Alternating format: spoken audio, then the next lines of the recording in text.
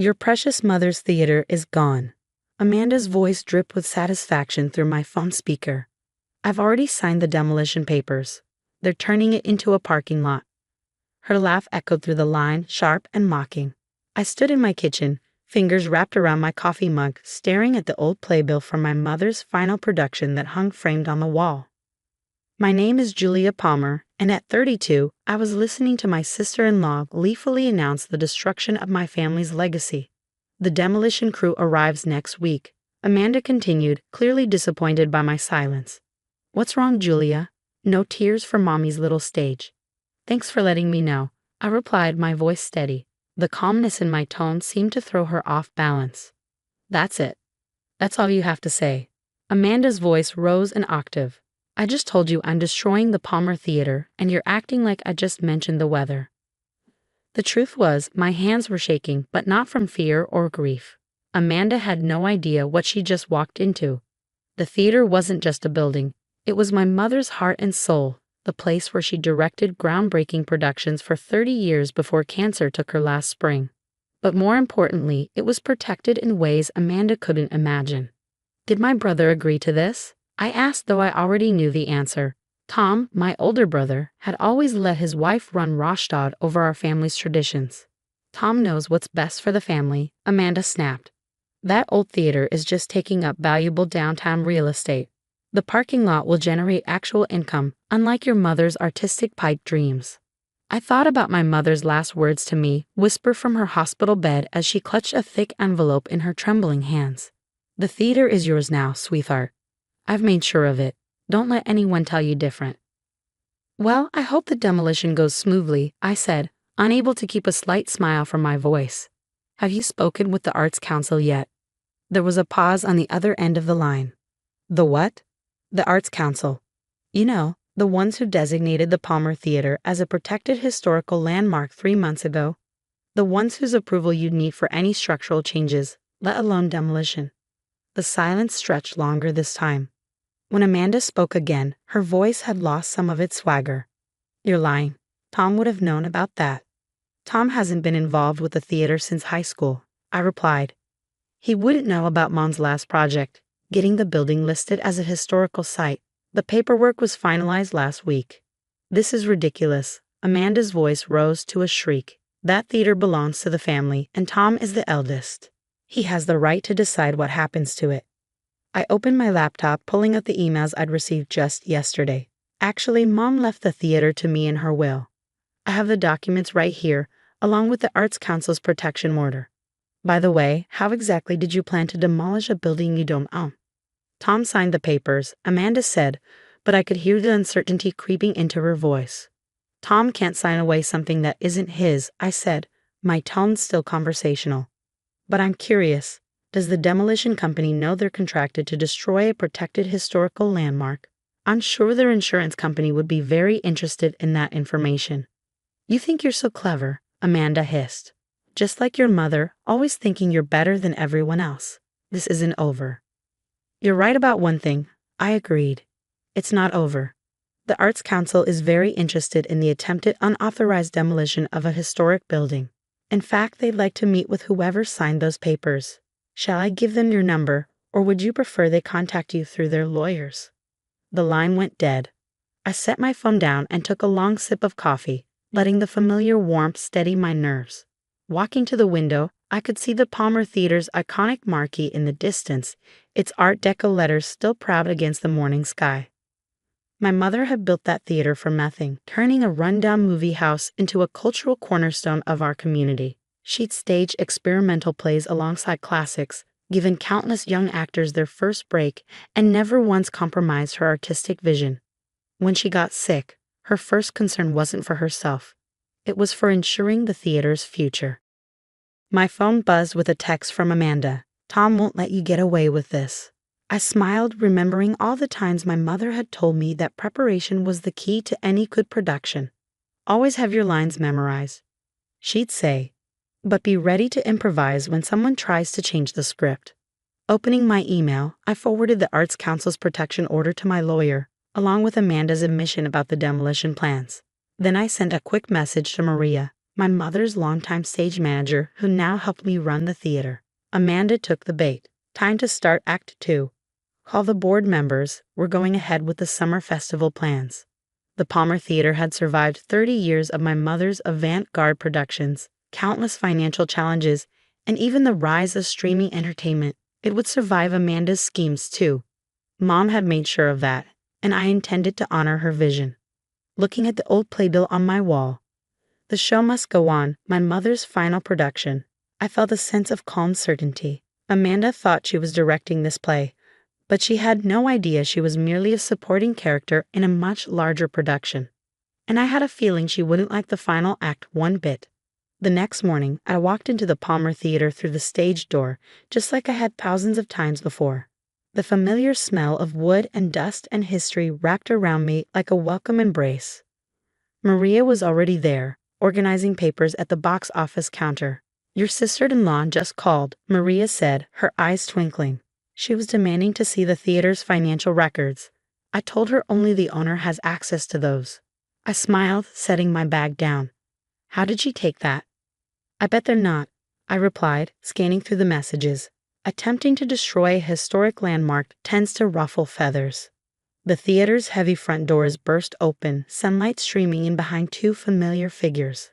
Tom and Amanda stormed down the aisle, their footsteps echoing through the empty auditorium. This is ridiculous, Julia, Tom called out, his voice bouncing off the walls. You can't just take control of family property like this. I stayed at the box office counter, calm and collected. Interesting choice of words, considering what your wife tried to do. Amanda's face was flushed with anger. The theater is losing money. We had a legitimate offer for the property. Tom has a right. Tom has no rights to this property, I interrupted, pulling out a folder. Mom left the theater to me. It's all here in black and white. The will, the transfer of ownership, and the historical landmark designation. Mom wasn't thinking clearly at the end, Tom said, but I could see uncertainty in his eyes. She was sick. She was sick, not stupid, I replied sharply. She knew exactly what she was doing. She also knew someone might try something like this, which is why she worked with the Arts Council to protect the building. Protection can be overturned, Amanda snapped, but her voice wavered slightly. I smiled, remembering Mom's words about theatrical timing. You're right, it can be.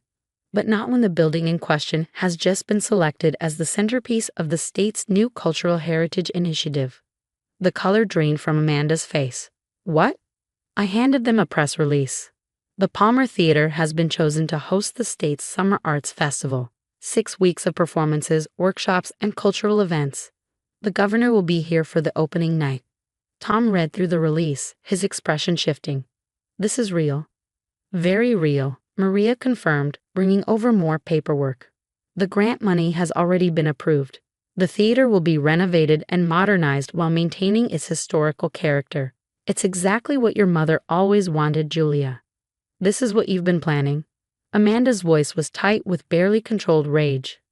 While we were trying to save the family from financial ruin with a legitimate business deal, you were arranging some artsy festival? I felt a flash of anger but kept my voice steady. Save the family? You tried to demolish our mother's legacy for a parking lot. And let's be clear, the only financial problems here are yours. How much did you lose at the casino last month, Amanda? Is that why you were so desperate to sell property you don't own? Amanda's face went white. Tom turned to look at his wife. What is she talking about? She's lying, Amanda said quickly, but her hands were shaking. She's always been jealous of us, Tom. She's trying to turn you against me. The casino sent their collection notices to the theater by mistake, I said, pulling out another envelope. Apparently, someone used this address when opening their line of credit. $20,000, Amanda. Is that what this is really about? Tom's face had turned to stone. Is this true? I was going to pay it back with the money from the sale, Amanda whispered. It was just temporary. Get out. Tom's voice was quiet but firm. Tom, please. Get out of the theater, Amanda. Go home. We'll discuss this later. After Amanda fled, Tom sank into one of the auditorium seats, looking suddenly older. I had no idea, he said finally, about any of it. The gambling, the demolition plans. I just signed what she put in front of me. Mom knew, I said softly, sitting next to him. She knew Amanda was looking for ways to get money from the family. That's why she set everything up the way she did. I should have paid more attention, Tom admitted. After Mom got sick, I just checked out. Let Amanda handle everything. It was easier than dealing with it. It's not too late to change that, I said. The summer festival needs a technical director. You were always good with the lighting board in high school. A ghost of a smile crossed his face. Mom used to say I had the best eye for spotlights in 3 counties. She kept all your old lighting designs, Maria called from the box office. They're in the archives. Tom looked around the theater, really seeing it for the first time in years. I forgot how much I loved this place, he said quietly. All those nights working on shows, Mom directing from the 5th row. Help me bring it back, I said. Not just the building, the spirit of it. What Mom created here, it was never about making money. It was about making magic. Tom was quiet for a long moment, then nodded. Where do we start? First, we need to deal with the demolition contract Amanda signed. Then we can focus on getting ready for the festival. There's a lot of work to do. Julia, Tom said, his voice thick with emotion. I'm sorry for everything. I squeezed his hand, remembering all the times we'd sat in these same seats, watching Mom work her theatrical magic. I know. Now, let's get to work. We've got a show to put on. As Tom and I spent the afternoon going through old technical plans and discussing renovations, I could almost feel Mom's presence in the theater. She'd always said that theaters were magical places where anything was possible. Looking at my brother's growing enthusiasm as he rediscovered his passion for theatrical lighting, I knew she was right. The Palmer Theater wasn't just a building or a business. It was a place where stories came to life, where creativity flourished, and where family, real family, stood together. Amanda had tried to destroy that, but in doing so, she'd only made it stronger. Maria brought us coffee as the afternoon light filtered through the dusty windows, casting long shadows across the stage. Your mother would love this, she said, watching Tom sketch out lighting concepts, both her children working together in her theater again. I smiled, knowing the best was yet to come. The summer festival would just be the beginning. The Palmer Theater's greatest production was about to begin, and this time, every role was perfectly cast. 3 months later, I stood in the wings of the Palmer Theater, watching the governor cut the ceremonial ribbon to open the Summer Arts Festival. The theater gleamed under the new lighting system Tom had designed, every Art Deco detail restored to its former glory. The renovation had been a family affair, not the family Amanda had tried to create, with its secrets and schemes, but the real family that had always been there. Tom had thrown himself into the technical upgrades, working alongside the restoration team every day. He'd moved out of the house he shared with Amanda, filing for divorce after discovering the full extent of her gambling debts and deception. Places everyone. Maria called out, her clipboard in hand just like old times. Julia, you're on in 5.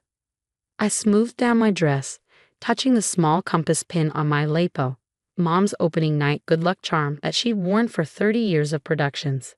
As I stepped onto the stage, the familiar warmth of the spotlights embraced me. Welcome to the Palmer Theater's Summer Arts Festival. I began looking out at the packed house. My mother used to say that theater is where magic happens, where stories come alive, and where community finds its heart. Today, we're not just opening a festival, we're continuing a legacy. In the front row, I could see Tom at the lighting board, making subtle adjustments just as he had in high school. Maria stood in her usual spot stage left, mouthing the words along with me just like she had with Mom all those years ago. The festival opening was a triumph. 6 weeks of performances, workshops, and cultural events stretched ahead of us, each day bringing new life to the theater Mom had built. The parking lot developers who'd contracted with Amanda were long gone, their demolition plans nothing but a bad memory. Amanda had tried to fight back, of course. She'd hired a lawyer, claiming she had partial ownership through her marriage to Tom.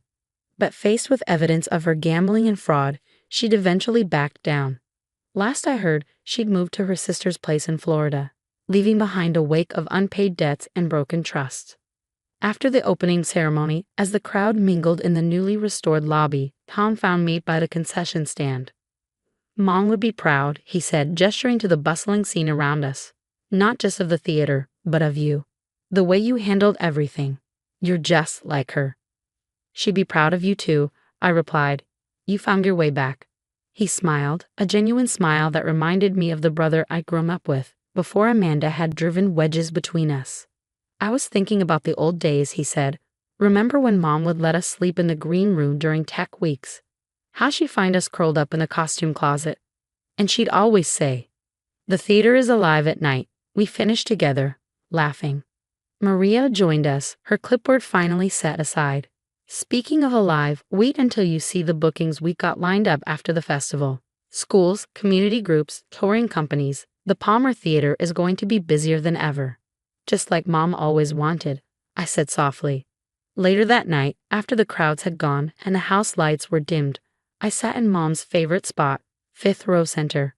From here, she had directed countless productions, shaped numerous careers, and built something truly meaningful. I pulled out her old director's notebook, its pages filled with her elegant handwriting. She'd left it for me to find, tucked away with the theater's deed and the Arts Council paperwork. On the last page, she'd written a final note. "My dearest Julia, the theater is more than walls and seats and stages. It's the stories we tell, the lives we touch, and the family we build along the way. You understand that better than anyone. Take care of our home, sweetheart. The show must go on. All my love, Mom." A noise from the lighting booth made me look up. Tom was still there, experimenting with different lighting combinations, his passion for theatrical design rekindled. On stage, Maria was showing the summer interns how to properly coil cables, passing on the traditions Mom had taught us all. The Palmer Theater wasn't just surviving, it was thriving. Amanda's attempt to destroy it had only made us stronger, bringing back the family bonds that had always been the real foundation of this place. Mom had known what she was doing when she left the theater to me, when she protected it with the Arts Council, when she made sure her legacy would be preserved.